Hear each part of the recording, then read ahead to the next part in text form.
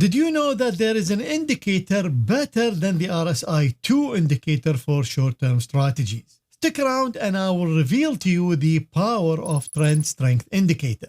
I've tested the RSI2 indicators on hundreds of strategies, tens of instruments, and usually it is the best short-term indicator for mean reversion strategies. But the trend strength indicator really gives it a run for its money. Now, most traders confuse the trend strength indicator with the true strength indicator. And the reason is very simple, because they are both named TSI. In fact, in most platforms, you put TSI and you will get either one of them. On top of that, TradeStation and MultiCharts, they don't carry the trend strength indicator. But they are not the same. In fact, they are calculated in a completely different way and they produce completely different signal. So here in TradingView, if you click on indicators and you search for TSI, you will find both of them, Trend Strength Index and True Strength Index. And then there are like 100 variations of them, which is totally normal for TradingView. So here are both of them plotted. This is the True Strength Index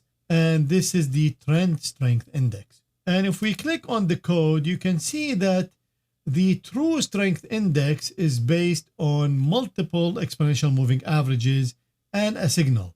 So it's very much like a MACD indicator. But the Trend Strength Index, it uses a different function. And you can see here, it uses correlation. So this function returns the correlation coefficient between the close and the number of lookbacks, which is the period we are looking for. So they are totally different. Now, TradeStation and MultiCharts, they don't even carry the trend strength index. So after searching a little bit on Google, I found that the indicator is sold for $100, sometimes $200 and $300. So I thought that's crazy. So I turned to ChatGPT to get the same thing.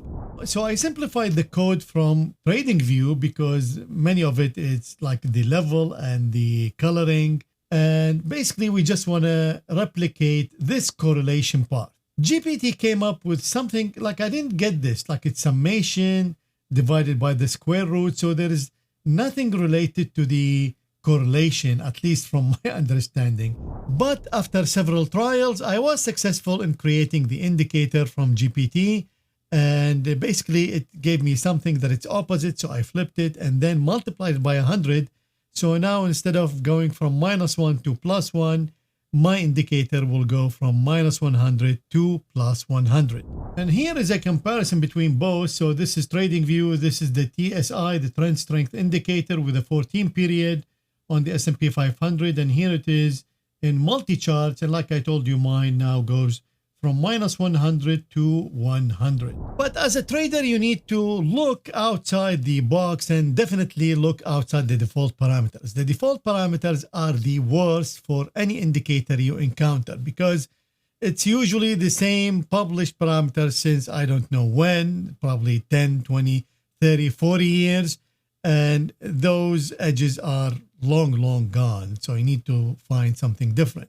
And of course, the shorter the lookback parameter, the faster the move is going to be, the more signals you get. And the longer the parameter, the less signals you're going to get and the less extremes the values. This applies to almost 90% of the indicators. So I did the same thing.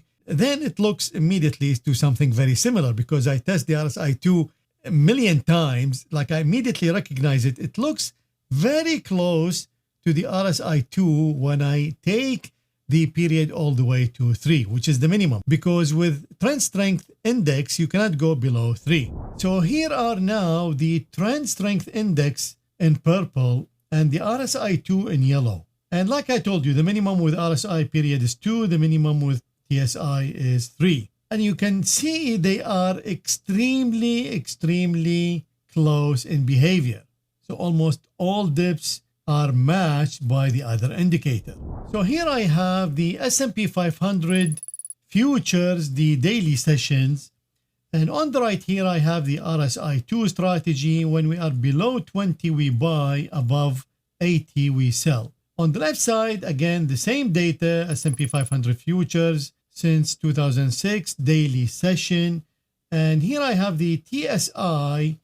When it's below minus 80, we buy, and when it's above 80, we sell. Now, I named my indicator TDSI in order to differentiate it from the TSI, which is already included in MultiCharts and TradeStation. And here are both strategies side by side. So both of them have the same amount of data, same instrument, and using the same levels. And you can see the RSI is 40.7% in the market, and the TDSI is 43.3%. When we look at the performance, this is 190,000, this is 216. Not only that, we get a much better return to drawdown, because the drawdown here is almost 37,000 and the drawdown here is 58. And this shows up because here the return to drawdown is 5.9 and here the return to drawdown is 3.3. Win percent on the RSI is better. This is 74 and here it's 71.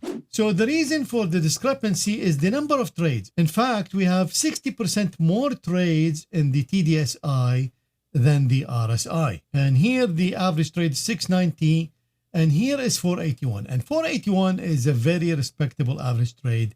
So even though it's lower and the win percent is a little bit lower, so I already prefer the TDSI. And finally, we look at the annual period analysis. Both of them suffer in 2008 with about the same losses, 2,400 here and here is 2,000. And both of them again suffer in 2018. This is about 20,000 and this is about 20,000. 2021, which is an outlier positive year, both of them make above 44,000. The difference though, this year, the RSI made $23,000 and TDSI made $30,000. And again, that's because of the number of trades. So you see here we have 19 trades so far.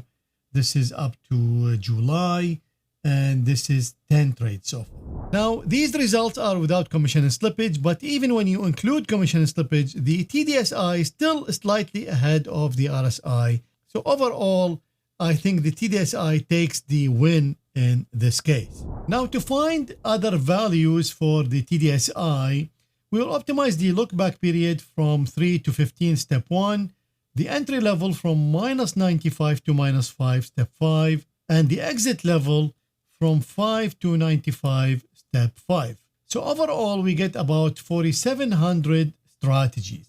Here are the results of all the optimizations sorted by return to drawdown ratio. And this is our original strategy. So we have 12 more strategies better than the original strategy, but they're all close in performance. And this one at the top with $241,000, which is look back period 3 minus 90, the entry level, and exit at 80. This is like RSI below 10 and exiting at RSI above 80. This is a 3D representation of the data. So here we have the exit level from 5 to 95, and here is the entry level from minus 5 to minus 95.